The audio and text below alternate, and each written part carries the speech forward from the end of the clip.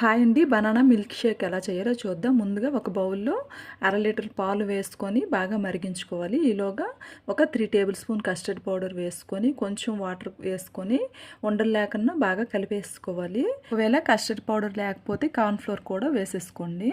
ఇక్కడ పాలు మనకు బాగా మరిగిపోయాయి కదా! మనకు టేస్ట్‌కి తగ్గట్లుగా పంచదార వేసుకోండి. నేను ఒక 5 టేబుల్ స్పూన్స్ వరకు వేసుకున్నాను.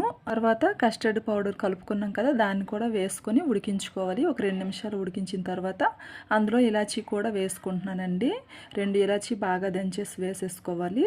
దీన్ని చల్లారి పెట్టేసుకొని ఒక మిక్సీ జార్లో వేసేసుకోవాలి. ఇందులోనే ఒక 2 అరటిపళ్ళని చిన్న చిన్న ముక్కలుగా కట్ చేసుకొని వీటిని కూడా వేసేసుకొని మెత్తగా మనము బాగా మిక్సీ పట్టేసుకోవాలి. చాలా మెత్తగా మిక్సీ పట్టేసుకొని ఇందులో ఐస్ క్యూబ్స్ కావాలంటే వేసుకోండి, లేదంటే ఇలాగే తీసుకోవచ్చు. గ్లాసులో వేసుకొని సర్వ్ చేసుకుంటే మనకి బనానా జ్యూసు రెడీ.